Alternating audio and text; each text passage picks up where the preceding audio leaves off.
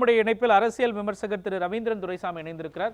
Sir, குறிப்பா தற்பொழுது இருக்கக்கூடிய அரசியல் சூழல்ல ஏற்கனவே அதிமுக செயற்குழு பொதுக்குழு கூட்டம் நடத்தி அது தீர்மானங்கள் நிறைவேற்றியது அதிமுக.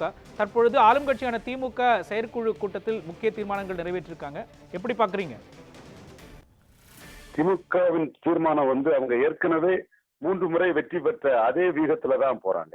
பாஜக எதிர்ப்பு, மத்திய அரசு எதிர்ப்பு, மாநில உரிமைகள், மாநில நலன், இந்த அடிப்படையில அவங்க தங்களுடைய கூட்டணியும் தகவமைச்சிருக்காங்க. தங்களுடைய ஒரு கெமிஸ்ட்ரி உள்ள ஒரு கூட்டணியா தங்கள் கூட்டணியை அவங்க கொண்டு போறாங்க. அந்த வகையில பாஜக எதிர்ப்புங்கிற அரசியல் நிலைப்பாடு தங்கள் கூட்டணி, பாஜகவின் நேரடி எதிரியான காங்கிரஸ், பாஜக பல்லாண்டு காலம் ஏற்றுக்கொண்ட விடுதலை சிறுத்தைகள், கொள்கை அடிப்படையில் பாஜகவை எதிர்க்கக்கூடிய சிபிஎம், சிபிஐ, இப்படி தங்கள் கூட்டணி பாஜக எதிர்ப்புங்கிற புள்ளியில வெற்றி பெற்ற கூட்டணி, வின் பலன் பெற்ற கூட்டணிங்கும் போது அவங்க ஒன்றிணைந்து இருப்பாங்க.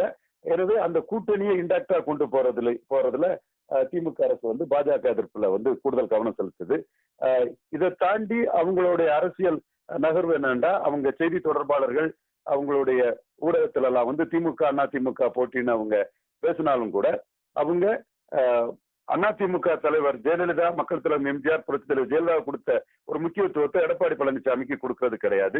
எடப்பாடி பழனிசாமி அவங்க விமர்சனம் பண்ணும் போது பாஜகவின் ஒரு ஆதரவாளர் என்றும், பாஜகவின் கொள்கையை பின்பற்றக்கூடியவர் என்றும், பாஜகவை மையப்படுத்தி முதன்மைப்படுத்தி தங்களுடைய பிரதான எதிரியான எடப்பாடி பழனிசாமியை விமர்சிக்கக்கூடிய ஒரு தன்மையும் அவங்களோட தீர்மானத்துல தெரியுது.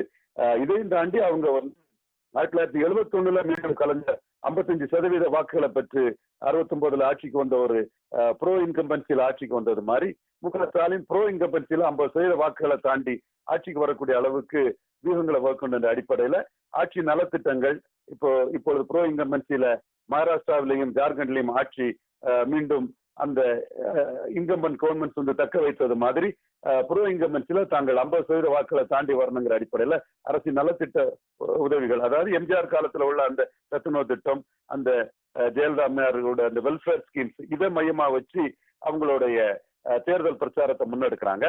பாஜக எதிர்ப்பு, ஜோதி பாசு மாதிரி கூட்டணியை இன்டாக்டா வச்சுக்கிறது, நலத்திட்ட உதவிகள், அரசின் பெர்ஃபார்மன்ஸ், இதை மையமா வச்சு 71 கலைஞர் 50% தாண்டின மாதிரி முக ஸ்டாலின் 50% தாண்டி ப்ரோ இன்கம்பன்சி கவர்மெண்ட் கொண்டு வரணுங்கிற அடிப்படையில் அவங்க செய்யறாங்க.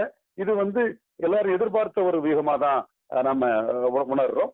ஆனா 2வது பெரிய கட்சியாட்டு திமுகவுக்கு எதிராக இருக்கிறது அதிமுக தான். அதே வேளையில் என்டிஏயும் ஒரு பலமான ஒரு அமைப்பாக இருக்கிறது. விக்கிரவாண்டியில என்டிஏக்கும் இந்தியா கூட்டணிக்கும் இடையிலான ஒரு போராகத்தான் அண்ணாமலையும் முன்னிறுத்தினார்.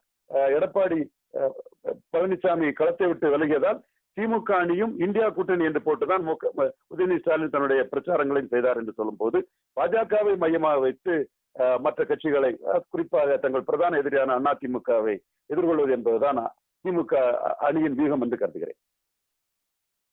இணைப்பில் உங்களுடைய கருத்துக்களை பதிவு செய்ததற்காக நன்றி திரு ரவீந்திரன் துரைசாமி.